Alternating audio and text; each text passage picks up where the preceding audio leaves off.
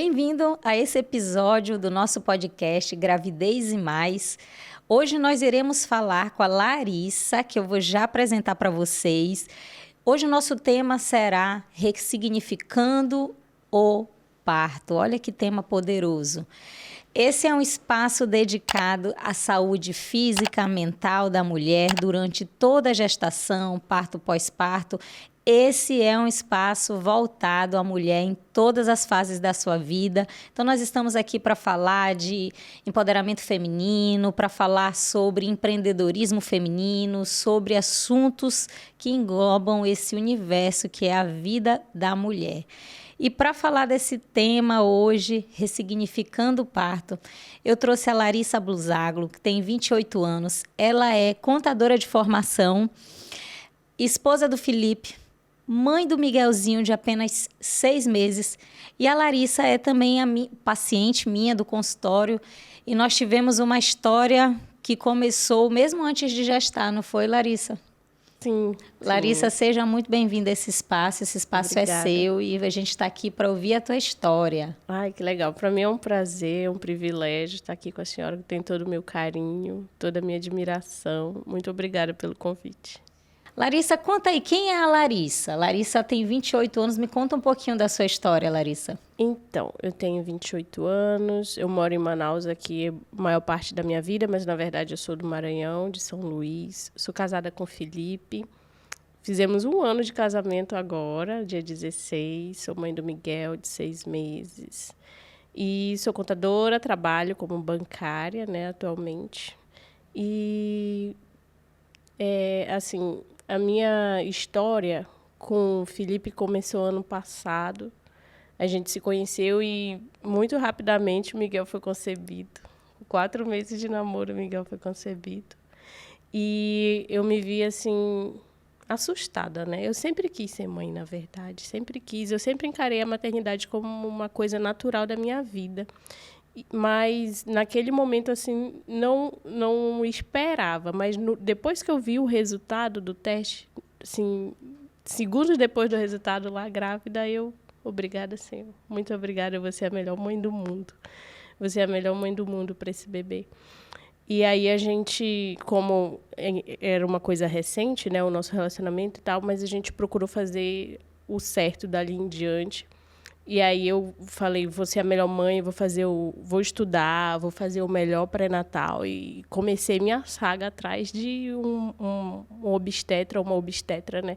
Que pudesse cuidar de mim, que pudesse fazer o melhor por mim e pelo meu bebê, né? E a senhora foi a 4ª obstetra que eu encontrei. Ah, é verdade, né, Larissa? Eu estava aqui, Larissa, de que a gente tinha feito um acompanhamento antes, mas não, realmente você chegou comigo já gestante, né? Sim, foi a 4ª obstetra que eu encontrei e foi onde realmente, assim, os meus... Eu não posso nem dizer que o meu sonho se realizou, porque o meu sonho ele foi ultrapassado. Ele foi assim... Meu sonho ficou lá atrás e eu tive uma coisa extraordinária com a minha experiência como sua paciente, né? E com a sua equipe. Mas me conta, assim, agora me deu curiosidade, gente. Eu sou dessas, né? A gente tem um roteiro aqui, mas de vez em quando a gente vai mudando. Me conta, Larissa, assim... 4 obstetras. 4 O que obstetras. aconteceu? No primeiro não deu certo, no segundo... A gente aprendeu, olha, você que não assistiu ainda o episódio da Aline Kate, onde ela teve, a gente colocou lá, um parto natural depois de 2 cesarianas, você não vai parar esse vídeo agora, você vai assistir só depois. Mas lá a Aline Kate falou uma coisa, ela falou assim, olha, já era minha 3ª gestação. Eu tive o mesmo resultado na primeira da segunda. Se eu faço sempre as mesmas coisas, eu vou obter sempre os mesmos resultados, né? E, às vezes, a gente recebe um paciente que já veio de 1, 2, 3 obstetra. O que a Larissa estava procurando no obstetra? O que aconteceu que fez você procurar até achar?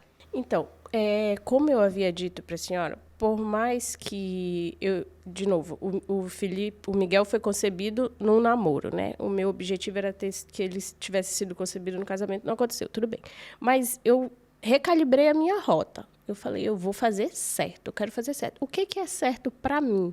Então, eu já, com o meu desejo de ser mãe, já tinha buscado algum conhecimento nessa área, já era amiga de outras mulheres que eram mães e sou filha da minha mãe, né? Que a minha mãe teve 2 gravidezes, a minha e da minha irmã, e foram 2 gravidezes traumáticas.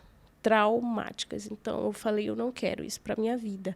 Eu não quero, como ela teve um parto natural, que foi o meu, sem analgesia, sem nada, mas que teve hemorragia, que teve episiotomia.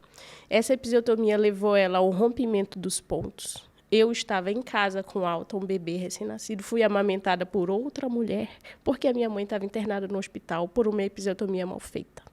Então, eu fui atrás de tudo isso para não viver. A minha irmã já foi uma cesariana. Tá? Por que uma cesariana? Porque o médico não identificou os batimentos dela com 8 meses e disse, vamos fazer uma cesariana de emergência, e a minha irmã estava dormindo. Não havia necessidade daquela cesariana. E por conta dessa cesariana, minha irmã depois veio a ser uma bebê muito doentinha. Então, eu falei assim, eu não quero um parto normal traumático e eu não quero uma cesariana desnecessária. E nesses profissionais que lhe antecederam, o primeiro me deu, assim, quase que uma lição de moral, porque eu disse para ele que eu não queria tomar vacina de Covid. Então, assim, a consulta foi toda ele querendo me convencer a tomar vacina. Quando eu disse, não vou tomar, eu falei, não volto aqui nunca mais. Busquei uma outra. Na segunda, ela disse, não faço pré-natal. Então, ela já me dispensou ali. A terceira foi aquela velha história, não olhou para mim. Né? Nem olhou nos meus olhos. E eu cheguei na senhora pela Monique, minha colega de trabalho. Ela me indicou, vai na Conceber e tal. Aí eu fui. E aí, não foi uma experiência, assim, que eu vale dizer, foi a melhor consulta. Não foi a melhor consulta, foi a melhor coisa que... Eu nunca fui tão bem tratada na minha vida. Não é questão da senhora ser médica. É questão de humanidade. De olhar um ser humano de igual para igual. Eu sou um ser humano, a senhora é um ser humano. Assim, sem aquela coisa de... sou a médica e você é a paciente, eu estou aqui para mandar, você está aqui para obedecer. Não foi isso, né? Então, foi totalmente diferente. Falei, gente, é aqui que eu quero ficar. E aí, Deus fez novas todas as coisas, toda aquela insegurança que eu trazia de a concepção ter acontecido como aconteceu, tudo aquilo se desfez e eu tive a gravidez perfeita. Minha gravidez foi perfeita. Foi uma gravidez ativa, saudável, não tive intercorrências, eu tive uma só incidência de anemia, mas, assim, foi tudo bem, não fiquei fraca. Até os 8 meses eu estava na academia. Foi tudo, assim, perfeito. Não tenho queixa da minha gravidez, de nada, nada. Foi, assim, incrível. E eu não podia ter esperado nada melhor. Na verdade, eu tinha uma expectativa boa e essa expectativa foi superada. O meu convite para a Larissa gravar comigo aconteceu numa consulta que a gente fez semana passada, que ela foi para consulta de rotina, agora o bebê dela está com 6 meses, né? E nós conversamos e foi algo tão profundo, porque, Larissa, eu lembro ainda o clima do teu parto. Sim. E a Larissa veio falando tantas coisas que eu cresci tanto e vocês já estão começando a crescer também com as lições de Larissa, né? Vocês estão vendo que é uma moça, uma menina aqui de 28 anos, sábia, que a vida já ensinou muito e que está derramando já que sabedoria para a gente, né? Porque ela mesmo está falando aqui, né? Que ela consertou a rota. Às vezes quantas mulheres iniciam uma gestação não programada e não corrigem a rota, às vezes saem no intercurso da sua gestação até o final se autopunindo por ter acontecido algo que ela não planejou. Ao invés de olhar a sua vida por outra ótica, outro contexto, aconteceu, vamos lá e agora vamos consertar a rota. Vamos aprender no dia da adversidade, da tempestade, né? Então, você já começou aqui nos ensinando, né? Vamos corrigir a rota, né? E outra coisa que me chama a atenção é você falar, né? Que, não me olhou nos olhos, tal. E quantas pessoas também se conformam e se submetem de que esse é o modelo vigente, é isso, é o melhor que eu irei conseguir, tá bom assim. quantas e quantas mulheres deixam de ter esse feedback. E uma coisa que me preocupa, Larissa, às vezes quando as mulheres me procuram, chegam lá no consultório também, dizem, ai, doutor, eu vim aqui porque a fulana falou que a senhora é muito boa, a senhora vai ser a melhor obstetra. Eu digo, olhe, presta atenção. Não existe obstetra bom para paciente ruim. Sim. Porque é uma troca. O pré-natal, ele é essa troca saudável. É um relacionamento. Por isso que tem que ter vínculo, tem que ter cumplicidade. A gente tem que sentir a frequência, que a energia dando certo. Porque eu vou te passar recomendações e você vai me devolver, né, aquele feedback positivo. Eu consegui, eu fiz, eu não fiz. Então, não existe assim. Às vezes você gasta um dinheirão com uma pessoa que é super capacitada, mas você não fez nada. Sim. Do que a pessoa, né? Do que você recebeu de instrução. Você tem que estar aberto à instrução, ao aprendizado, né? E isso foi uma coisa que o Miguel trouxe para a minha vida desde que Deus colocou ele no meu ventre, porque eu não tinha mais controle da situação, sabe? Eu não tinha... Nossa, eu e Felipe, quando o Miguel foi concebido, a gente estava na metade do mestrado. Então, o que a gente queria para nossa vida? Nossos planos eram coisas totalmente diferentes, né? Vamos terminar o mestrado, vamos pensar no doutorado, vamos se mudar, vamos fazer, vamos acontecer. E tudo aquilo saiu do controle da nossa mão. E aí a gente passou a viver em função dele, mas a gente decidiu fazer da melhor maneira possível. Mas mesmo tendo essa compreensão, vivendo essa gravidez que eu disse que foi a gravidez dos sonhos, na minha cabeça eu falei assim, tá, eu quero um parto bom, um parto que não vai ser traumático, porque eu quero ter mais filhos. Eu cheguei na consulta falando isso, que nós queríamos ter mais filhos. Então, o que eu preciso? Aquela bendita garantia, né? Para ter esse parto perfeito, já que eu estou empenhada, eu estou comprometida com a sua instrução. Você vai me dizer o que é para eu fazer e eu vou lhe obedecer. Se eu vou lhe obedecer, o que eu recebo com isso? O meu parto? Eu quero meu parto. Tá bom. Fiz tudo. Dieta, atividade física, fisioterapia pélvica, tudo que estava no meu alcance, tudo. Eu fui lá no checklist, não teve um item que eu não obedeci, de verdade. Eu engordei 9 quilos na minha gravidez. Só tinha barriga, assim, eu com 9 meses, e as pessoas assim não acreditavam que o Miguel já estava prestes a nascer. E eu não tive o parto que eu tinha imaginado, não tive. Como é que eu lido com isso agora, sabe?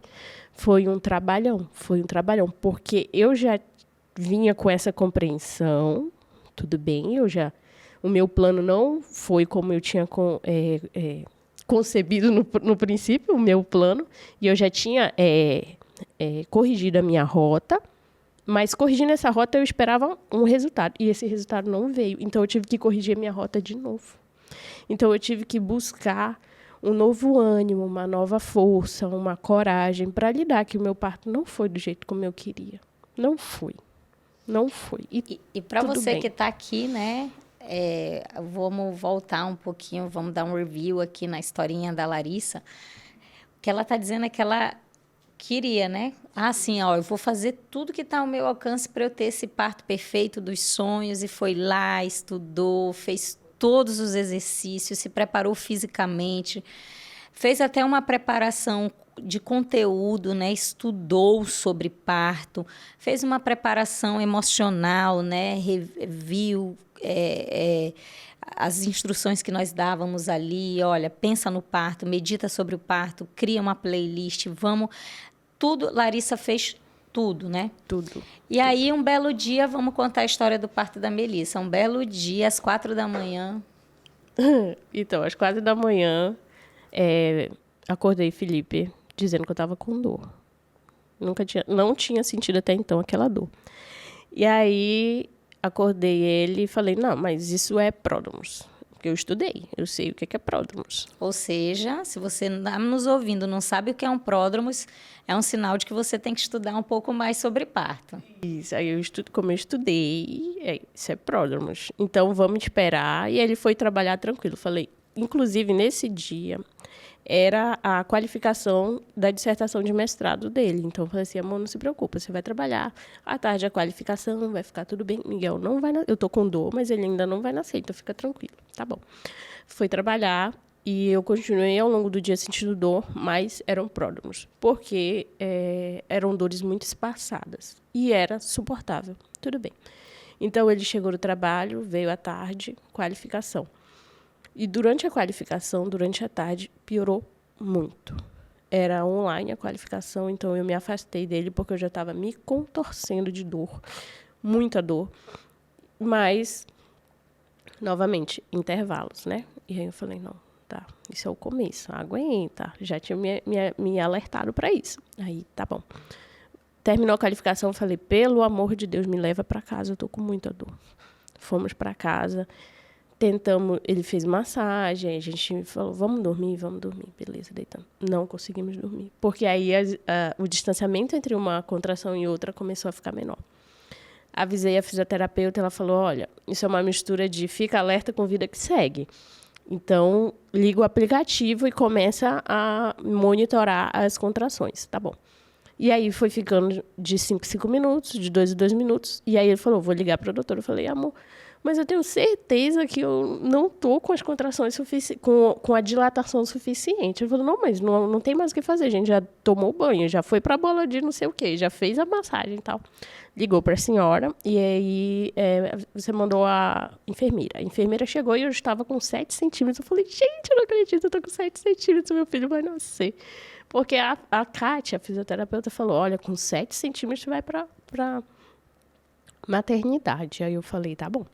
7 centímetros. Eu falei, nossa, bati a meta. E eu lembro, Lari, que tu me mandaste a foto do aplicativo e quando eu vi o padrão de contração, eu, ao mesmo tempo que pedi para a enfermeira ir para sua casa, eu já fui me arrumando, porque eu falei, nossa, ela está com as contrações muito frequentes.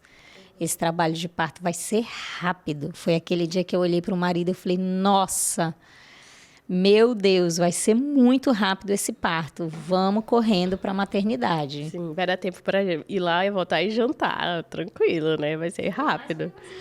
Né? Um parto avalanche também. Eu queria o meu parto avalanche. Eu falei assim, gente, eu não quero muita coisa, eu só quero que ele nasça. Só isso. Beleza, fomos para o hospital. Chegamos, encontramos com a senhora e aí me examinou 8 centímetros. Então, quer dizer, de casa para o caminho eu já dilatei mais 1 centímetro. Maravilhosa. Eu falei, nossa, o Miguel vai nascer escorregando, que incrível. Mas aí depois, a senhora veio e disse, olha, ele está numa posição... Isso era 10 horas da noite, né, Lari? 10 horas 10 horas da noite, 8 centímetros. E eu estou enfocando isso que é para você entender a história da Lari. Isso, 10 horas da noite, 8 centímetros na maternidade. Aí a senhora examinou e disse, olha, ele não está numa boa posição. Então, existe a possibilidade de uma cesariana. Aí eu, como assim? Não, pera, eu não estou entendendo. Essa parte eu não estudei, essa parte não estava no meu plano de estudos. Como assim? Eu estou com 38 semanas e 5 dias. Ele está na idade gestacional certa. Eu tô com 8 centímetros. Eu aguentei a dor até agora, sem analgesia. Então, como assim, cesariana? Eu não tô entendendo. Não falta 2 centímetros para ele nascer? Não, mas isso na minha cabeça, porque eu não falei nada disso para a senhora lá. Isso tudo na minha cabeça acontecendo, né? E aí, não, é porque ele tá defletido, mas a físio tá aqui, a gente vai fazer tudo que tiver no nosso alcance para ele mudar de posição e tal. Ele não tava pélvico, né? Ele estava cefálico, mas defletido. E uma das coisas, Larissa, assim, que eu mudei ao longo dos anos foi justamente essa minha maneira de ensinar sobre parto. Então, hoje, por exemplo, quando eu dou meus cursos, eu explico o que é um trabalho de parto funcional e disfuncional, que no termo técnico é falado distóxico e eutóxico, né? Que é justamente esse trabalho de parto que, às vezes, dilatou bem até um certo ponto. E, olha só, na minha primeira avaliação da Larissa, eu já expliquei para ela, escute, o bebê não está numa posição legal.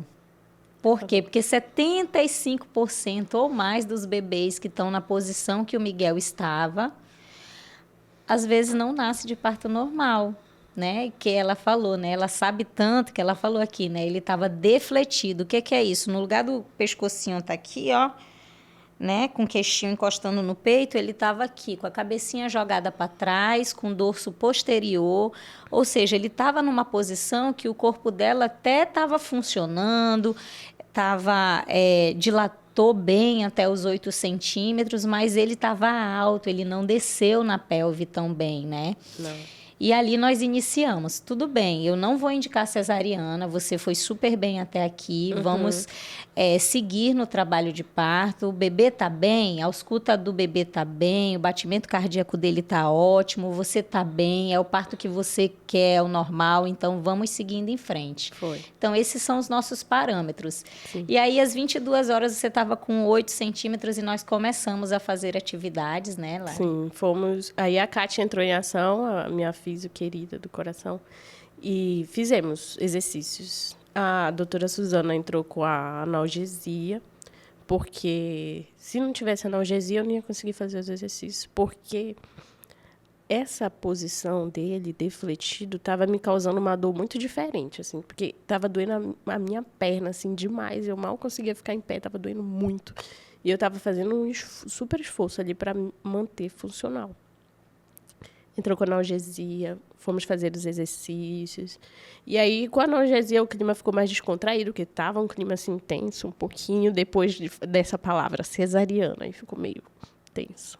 Fizemos os exercícios, mas ele não mudou. Ele não desceu. Um dos sinais, meninas, assim, de que o bebê pode não estar numa posição muito favorável ao parto são as dores diferentes, né? Como que é a dor da contração? Isso é uma pergunta que muitas me fazem. Doutora, como é essa contração? A contração é o endurecimento da barriga e a contração de trabalho de parto, ela se diferencia das contrações corriqueiras por ela ter dor. Que tipo de dor? Dor tipo cólica, que aumenta e progride essa cólica. Uma das coisas que acontecem em bebês que estão em posições diferentes da posição corriqueira, que é normalmente a que o bebê nasce nos partos, provocam às vezes muita dor na lombar, ou muitas dores nas pernas, ou às vezes de um lado ou de outro, que a gente chama aqui pertinho dos ossinhos daqui, da fossa ilíaca. Então, é onde dói diferente, não é aquela cólica que a maioria das mulheres sentem, são as dores diferentes. No caso da Larissa, doía o quê? A perna, né? Doía do quadril a perna até direita, embaixo. né? Isso. Que era justamente, ele estava occipito posterior direito defletido, ou seja, ele estava com a costinha para o lado direito, na direção lá de trás do sacro, com a cabecinha jogada para trás. Então, Tudo ela errado. tinha dor na perna. Tudo errado, meu filho, coitadinho. Aí, ele não, com os exercícios, ele não melhorou. Aí, a senhora entrou em ação para tentar fazer ele mudar, né? Manualmente, literalmente. E conseguiu, mas aí é outro trabalho. Além de mudar, ele tinha que descer. E ele não desceu, né? Deu um tempo, entramos pela madrugada. Ele não desceu, ele não só desceu, como ele voltou para a posição errada. E aí começou a oscilar o coração dele.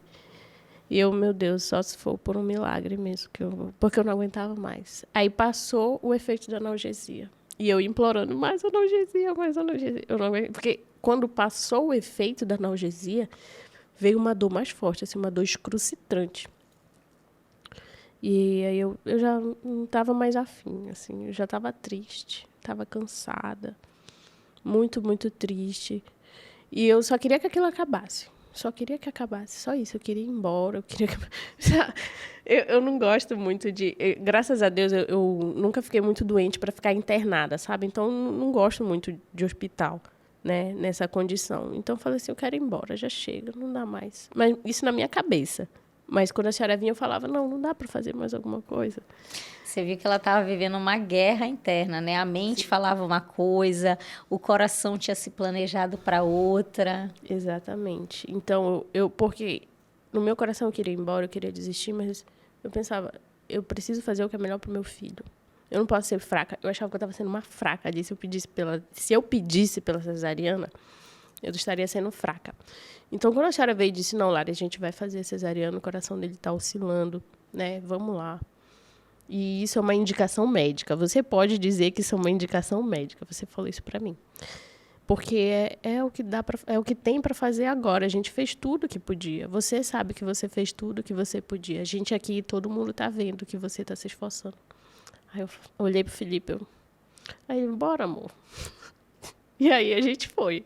E a gente levou o parto no limite da segurança, né? Sim. Ali onde estava tudo bem para a mãe, estava tudo bem para o bebê. Na medida que ali ficou, que não estava mais bom para o bebê, sim, a gente precisou ir para cesariana. E, gente, isso não foi em poucos minutos não, né, Lari? Não. O Miguel nasceu às 6 horas, 7 horas? 6h32. 6h32 da manhã. Notem que ela estava ali com as 22 horas com 8 centímetros e nós fizemos o parto dela. Ela chegou a 9 centímetros às 6h32 da manhã. Então, nós usamos muitas ferramentas disponíveis, como fisiopélvica, manobra de reposicionamento da cabeça, né? Manual mesmo. Então, eu pedi autorização, você consente, é uma maneira. Tentamos ajudar nas melhores posicionamentos e nada deu certo. E ali nós tínhamos uma indicação real, né? O partograma com parada de progressão da descida do bebê no trabalho de parto, né? Parada também da dilatação. Qual era a causa? Mau posicionamento fetal. Isso. E é por isso que as estatísticas elas são tão reais. Das mulheres que entram em trabalho de parto, mesmo entrando num trabalho de parto espontâneo, a mãe querendo, a equipe estando do lado, pelo menos 10% das mulheres terão necessidade de uma cesariana. Por quê? Porque tem bebezinho que fica na posiçãozinha que ele escolheu, né? Sim. E quando nós abrimos ali, era realmente, estava tudo na conformidade daquilo que a gente já tinha visto na primeira avaliação lá. Sim. E aí você pode até parar e se perguntar assim, mas doutora, se a senhora sabia desde o princípio lá que o Miguel estava nessa posição mais difícil, por que a senhora não fez o parto lá naquela hora? Nós temos aí uma quantidade de bebês que corrigem a posição, que modificam e que nascem. E a gente só vai saber se a gente der a oportunidade, ainda mais a gente com profissionais capacitados, fisioterapeuta, a gente com a mamãe disposta, sim, acesso à analgesia para aliviar a dor dela, para ela poder fazer essas atividades, né? Então, a gente tinha que tentar, era o objetivo. A gente esperou 9 meses para aquele momento, você se preparou para viver aquele momento. Sim. E ali, o errado teria sido se eu tivesse avaliado você às 10 da noite e tivesse dito, você não vai poder ter seu parto normal. Aí estaria errado. Sim. Porque eu nem dei a oportunidade para ver se ele seria aqueles 25% de bebês que corrigem a sua posição durante o trabalho de parto de uma maneira espontânea. Tem bebê que está lá, depois, conforme a dinâmica ele vai se amoldando na pelve, ele vai corrigindo a sua posição. E está tudo bem, né? Eu acreditava nisso, eu acreditava que ele ia mudar de posição. Eu acreditava muito, falando, não, normal. É porque, assim, estava indo tudo tão bem, eu falei, não, tinha que ter alguma emoção, né? E aí eu falei, tá tudo bem, isso faz parte. Ele vai mudar, mas ele não mudou. E hoje, depois de tudo que... Eu tive todo um processo para lidar com isso, porque, assim, eu sou colérica, né? Meu temperamento é colérico, então... Ninguém percebeu. Você que está assistindo, que já estudou sobre temperamento, você percebeu o temperamento da Lari? Ninguém percebeu, né? Mas os coléricos têm disso, né? De dar as ordens, mas também de, se organizar depois. Não saiu do jeito que eu planejei e se reorganiza, né? Exatamente. Eu sou altamente metódica e o meu... a minha força de caráter predominante é a justiça. Então, assim, peraí, quer dizer que eu fiz dieta. Eu estava grávida, eu podia comer o que eu quisesse, né? As pessoas acreditam nisso, né? E eu fiz dieta, eu fiz atividade física. Com 8 meses, eu estava puxando ferro na academia. Eu fiz fisioterapia pélvica, eu fiz tudo. Poxa, eu estava perfeita. Por que eu não tive meu parto? Isso é uma injustiça, né? As pessoas podem pensar. E eu tive esse processo, mas hoje eu penso, não, o objetivo não era eu não ter um parto normal traumático e não ter uma cesariana desnecessária, então meu objetivo foi atingido. Porque eu entrei em trabalho de parto, eu fiz tudo o que estava no meu alcance e não foi porque eu não quis ou porque alguém me negou isso. Não, é porque foi necessário. Mas hoje, falar disso dessa forma me exigiu muito. O Miguel está com 6 meses. E eu acho que demorou até uns 2 meses para eu digerir o que tinha acontecido, sabe? Porque eu ficava me perguntando, o que foi? Será que eu não devia ter tomado analgesia? Será que eu devia ter feito mais atividade física? O que faltou? Será que eu tinha que ter insistido mais? Eu tinha que ter teimado mais, ficado mais? O que eu não fiz? E não foi nada disso, sabe? Aquela é a circunstância, foi a minha circunstância. E o meu papel diante daquela circunstância que não era a que eu queria, era lidar com ela. Lidar com ela. Eu não posso escolher a minha circunstância, mas eu posso escolher a minha atitude diante dela. E era isso que eu tinha que fazer. E eu acho que, no final das contas, eu fiz o melhor que eu pude. Eu fui até onde eu fui capaz. E isso conforta muito o meu coração hoje, sabe? Principalmente quando eu olho para o Miguel, que ele é perfeito. Meu filho é perfeito. E você sabe que a gente, como profissional, Larissa, às vezes as mulheres, elas acham assim que é difícil só para a mãe. Sim. Que Mas ela é a a gente vítima, que é né? um profissional comprometido, que sonhou junto com você, que te instruiu a ferramentas que iam te levar a um parto, a você entender, a você romper com medo, com as barreiras, a gente que ajuda, que é aquele profissional que é comprometido, é difícil para a gente também. Sim. E você sabe que às vezes é muito difícil quando a gente recebe um paciente como você que viveu os 2 partos, né? Porque você viveu o parto 2 em 1. normal e precisou da cesariana. Que viveu os 2 partos, quando a mamãe está ali no segundo filho, ela voa para outro obstetra. Como se você tivesse tido culpa, como se você não tivesse se entregue aquelas ali 8 horas para evoluir 1 centímetro, como se tivesse alguma incompetência sua naquele processo. Meu Deus. E aí o profissional depois ressignificando. Eu dei o meu melhor. Aí você chora, né? Porque já aconteceu comigo isso, né? De eu amar aquela paciente, ter sonhado, não, no próximo parto eu vou dar o meu melhor ainda para essa mamãe parir normal, tal. E quando ela engravidou de novo, foi para outro profissional. E você chora, você se bate todo. E, meu Deus, mas eu me dediquei tanto, meu Deus. Aí você fica, ai, quanta ingratidão. E depois você diz assim, não, pera lá. Ela está no direito dela. Talvez lembrar daquele dia, ela não conseguiu ressignificar do jeito que, né, que você... Ela não conseguiu enxergar que você se dedicou. Ela não conseguiu enxergar que fazia parte da história dela, do processo dela, esse parto não ter dado certo, né? Calma. Não é assim, né?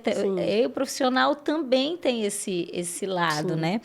E assim, eu achei muito interessante quando você me falou no consultório que a sua mãe te deu um cutucão e falou, minha filha, olha para Sabrina Sato. Sim, ela fez isso. Conta pra gente. E a minha mãe, ela é perfeita. É o amor da minha vida, de verdade. Felipe me perdoa por isso, mas é aquela pessoa que é capaz de fazer qualquer coisa pela minha felicidade. E eu imagino, assim, hoje, como mãe, né, a dificuldade dela me ver ali, assim, acabada, né, emocionalmente. Porque fisicamente eu fui muito bem cuidada e eu me preparei fisicamente para aquilo. Então, eu estava abatida mentalmente. E ela pegou e me mandou o vídeo da Sabrina Sato. Falou assim, Larissa, a Sabrina Sato é rica. Ela é rica, ela podia fazer qualquer coisa, ela se preparou. Ela escolheu um hospital. E ela tem muito mais condição, né? Não só financeira, mas toda a influência que ela tem como uma pessoa em evidência que ela é, né? E ela não conseguiu ter o parto normal, né? Por indicação médica, ela ficou em 24 horas em trabalho de parto e ela teve uma cesariana. E isso não é vergonha para ninguém. Mas, assim, o que acontece? Vindo de uma família numerosa como a minha, onde a minha avó deu à luz a 12 crianças, só uma em hospital, todos normais. Então, tipo assim, para mim, gente, como assim? Eu sou uma incompetente, como é que eu não consegui parir? Então, hoje eu posso pensar que isso é uma tolice? Sim, mas foi o que eu pensei naquela hora. Sim, e tá tudo bem, é o seu processo, né? Hoje eu tenho aprendido, nesses meus 42 anos, que as desorganizações, as nossas confusões mentais, os nossos projetos frustrados, na verdade, são degraus para o nosso êxito, né? Com certeza. Para nos tornarmos mais fortes. E como uma mulher dominadora, líder, né? Sim. Você teve que achar suas próprias ferramentas para ressignificar isso na sua mente. Pera lá, né? Não, porque isso estava me travando, né? E eu tinha um filho, eu tinha um recém-nascido, né? Meu filho não tem culpa de nada. Meu filho, ele é perfeito. Eu não canso de dizer, Miguel é perfeito. Então, ele precisava de mim. Ele era um inocente ali naquela situação. Ele tá no mundo sem ter pedido para estar. Ele dependia de mim. Então, quer dizer, como é que eu vou parar e só olhar para mim mesma, tendo um recém-nascido precisando de mim, tendo um marido precisando de mim, sabe? Então, eu falei assim, não, chega. Quando completou 20 dias, que eu estava assim, naquele baby blues, eu falei, eu não vou deixar ir daqui para frente. Não vou deixar. Eu tô me decidindo hoje, 20 dias, eu nunca vou esquecer, eu tirei foto nesse dia. Minha irmã estava lá em casa.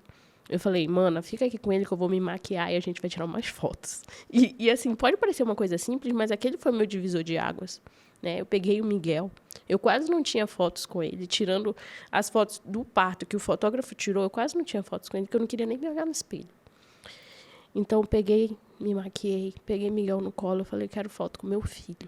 Ele ainda é recém-nascido, que ele ainda está com 20 dias, eu quero foto com meu filho. E a minha irmã tirou foto minha, eu falei, daqui para frente vai ser diferente. Chega, não vou mais lidar com isso. E o que me ajudou? Me tirar do centro das atenções.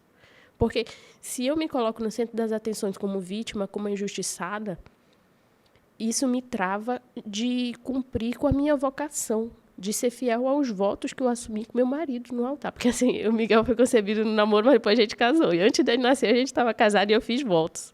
Eu fiz votos de que eu ia ser fiel ao meu marido, em toda e qualquer circunstância, até o último dia da nossa vida. Então, eu estava faltando com esses votos. E eu era responsável pelo meu filho. Então, eu me tirei do centro e coloquei aquelas pessoas pelas quais eu era responsável no centro. E aí eu enxerguei a minha utilidade. Não interessa o meio do meu parto. Interessa que eu sou mãe. Interessa que eu sou esposa. E eu tenho responsabilidade. Se eu me colocar como vítima e ficar chorando minhas pitangas aqui eternamente, quem é que vai cuidar do Miguel? Assim, por mais mãe de primeira viagem que eu seja, que eu não saiba de nada, eu sou a mãe dele, eu sou insubstituível. Eu sou insubstituível na vida dele.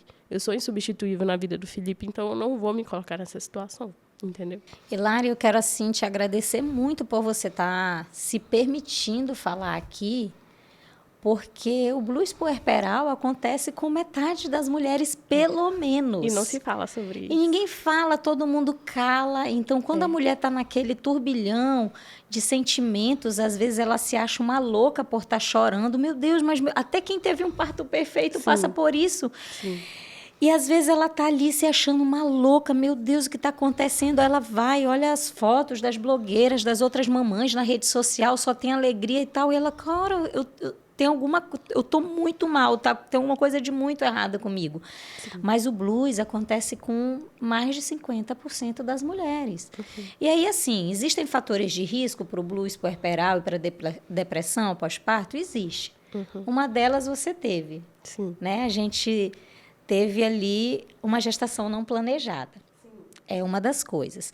Outra coisa é a mulher que já teve histórico de ansiedade, tratamento de depressão, é um outro fator. Outro fator de risco são dificuldades financeiras durante a gestação, também é um fator de risco. Outro fator de risco é problemas conjugais. Então, um marido que está mais desatento na necessidade da sua esposa, brigas constantes, tudo isso interfere. Falta de sono, por exemplo, uma gestante que trabalha muito, que a vida é muito corrida, que não consegue se dedicar à gravidez, ou que, quando vai dormir, não consegue ter um sono restaurador, tem insônia. Então, todos esses são fatores de risco que nós, como profissionais obstetras, a gente tem que estar muito atento. E uma coisa que nos entristece quando a gente quer ver mamãe e bebê feliz, todo mundo bem no pós-parto, é quando essa paciente te deu alguns sinais, mas você não reconheceu. Eu já me martirizei tanto algumas vezes que eu disse, não, para a depressão pós-parto eu não vou nunca mais deixar passar batido. Então, quando eu vejo que a mamãe tem algum fator de risco na gestação para essa depressão, qual que é a diferença, né, do blues e da depressão pós-parto? Esse blues, ele acontece ali, começa de 3 a 5 dias pós-parto, a depressão também.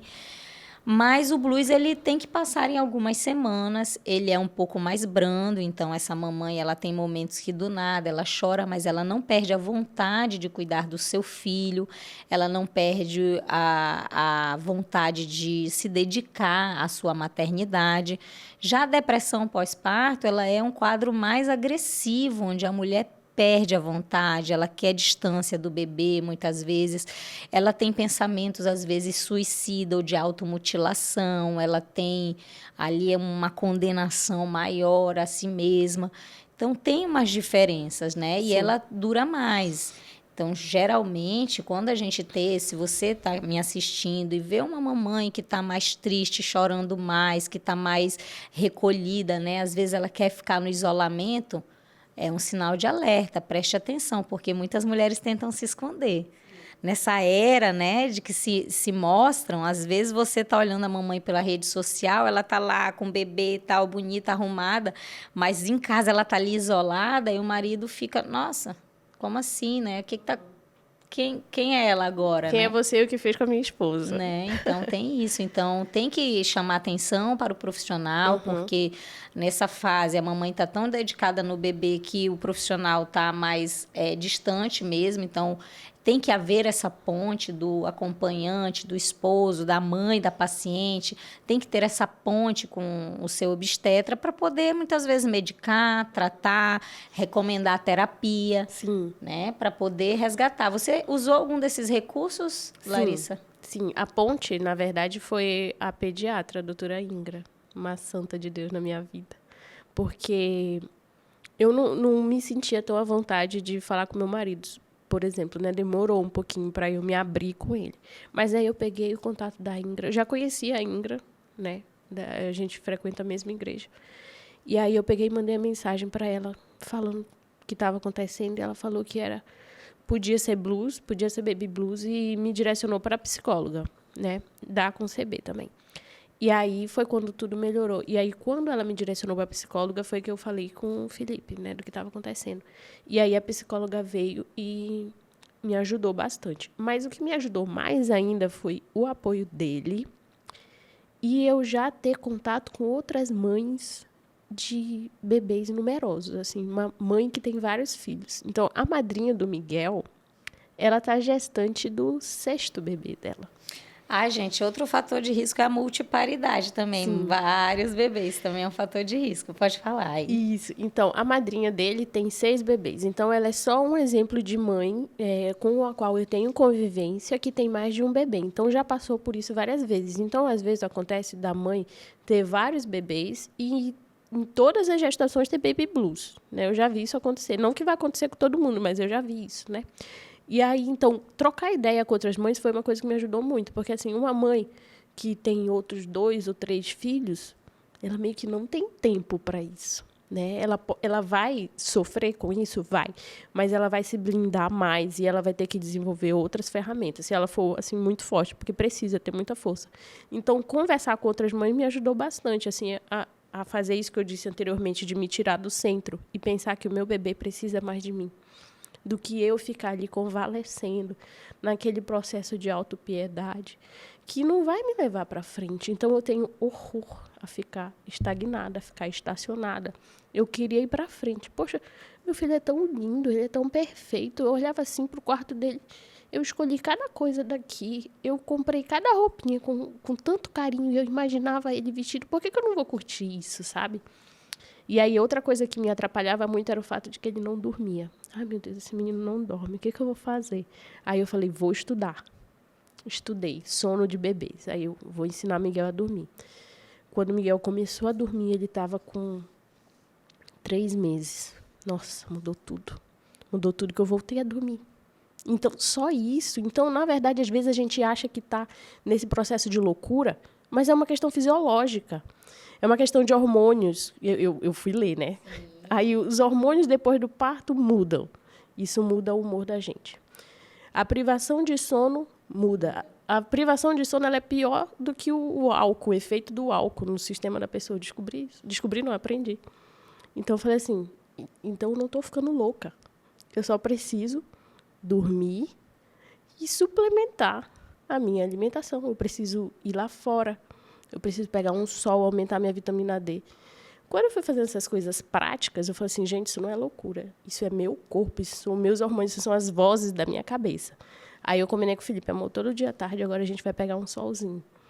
E aí saía nós 3 no condomínio para dar uma voltinha, 5 minutos. Meu Deus, aquilo mudava tudo. Olha, muitas vezes, né? Como Tudo. a desinformação às vezes leva a gente a se condenar desnecessariamente, né? Eu achava Você que eu tava olhando, enlouquecendo. olhou, viu, meu Deus, eu estou precisando o quê? Me organizar, dormir um pouco.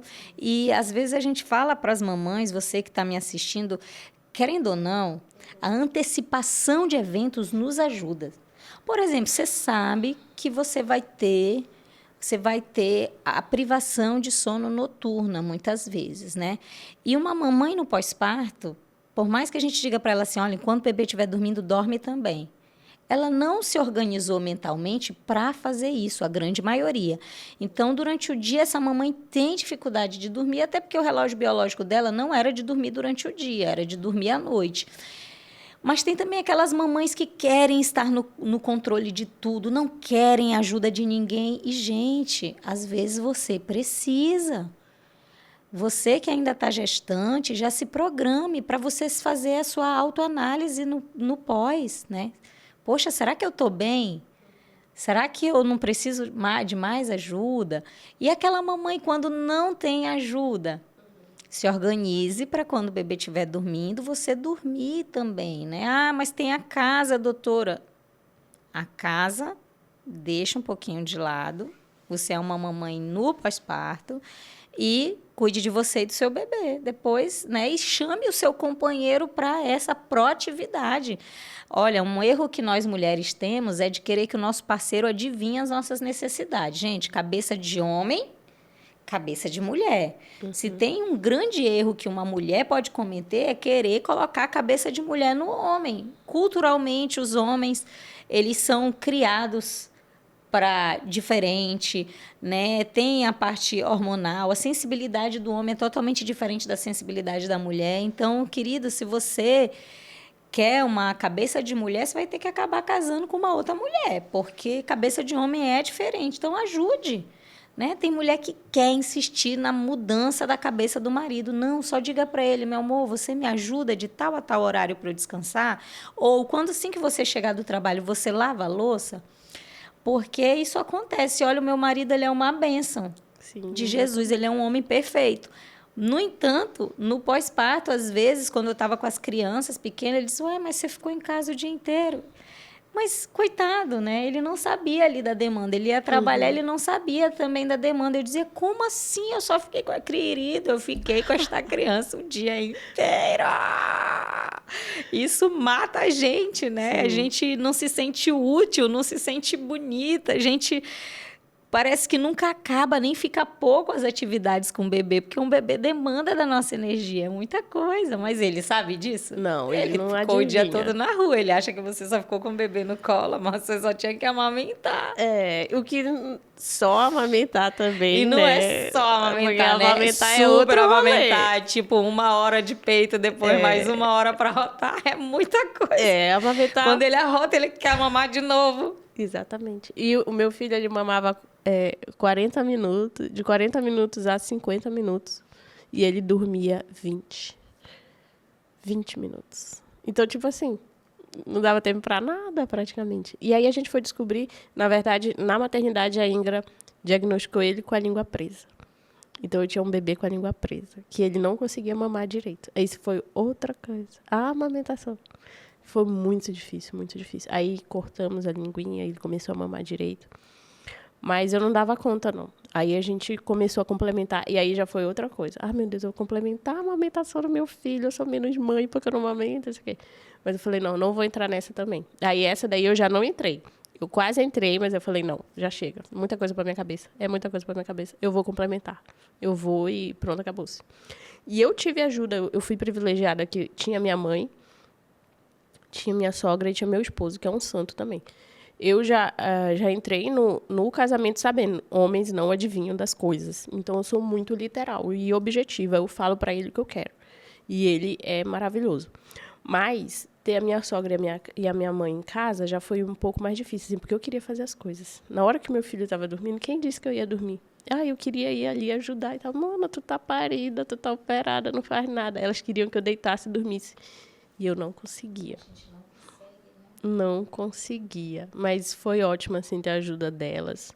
E hoje eu vejo que eu usufruí muito pouco disso, dessa ajuda. O próximo filho já sei o que eu vou fazer. Vou aproveitar Às vezes, mais. eu acho engraçado que a Larissa tá falando, gente, isso acontece comigo. Eu não posso mais ter filhos, mas eu penso, se eu tivesse mais uma chance, dessa vez eu ia fazer tudo certinho, porque eu tenho 3, né? Sim. Aí a gente ainda se julga, né? No final, eu ainda tenho aquela sensação de se eu tivesse mais uma chance dessa vez, minha sexualidade ia ser diferente, Sim. a minha amamentação ia ser diferente, Nossa, o meu descanso ia ser diferente, a minha vaidade no pós-parto ia ser diferente. Tudo eu diferente. penso que tudo seria diferente, mas talvez não, talvez fosse tudo igual. É porque os hormônios vão despencar de novo, a vitamina D vai baixar de novo. Cada bebê é um bebê, mas vai ser tudo de novo.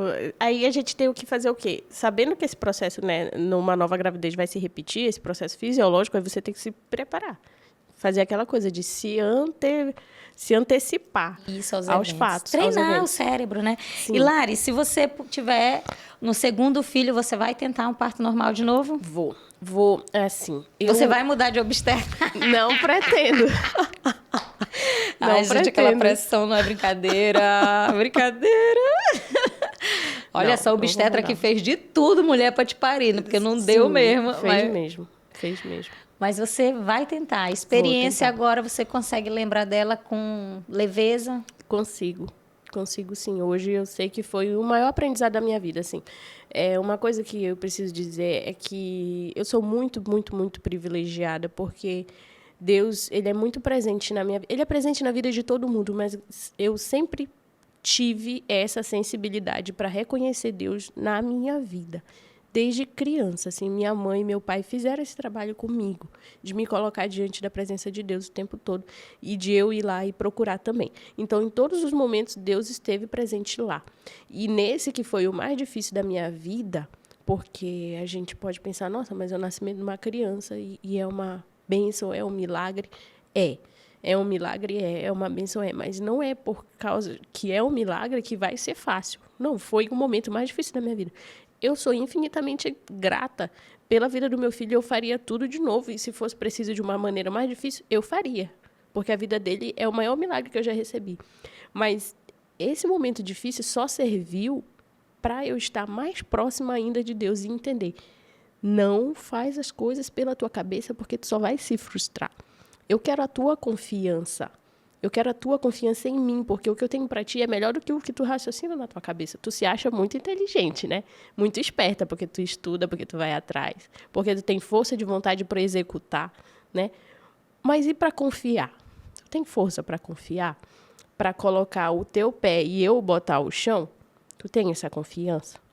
Eu não tinha, né? E hoje eu aprendi a ter. Então, se não, eu quero ter mais filhos, mas se eu estiver numa situação como essa, numa situação mais difícil, eu sei que Deus vai estar presente. E essa confiança de que Ele vai cuidar de mim, seja qual for a circunstância, conforta o meu coração, sabe? Olha, que conforta de verdade, né? Meu coração. Então, é só disso que a gente precisa, né? Quem crê, essa confiança em Deus, no cuidado de Deus, vai te livrar de todo sentimento ruim, de toda fraqueza, de toda opressão. Não importa qual seja a circunstância, sabe? Essa confiança liberta, conforta, traz muita paz. Hoje eu tenho paz no meu coração.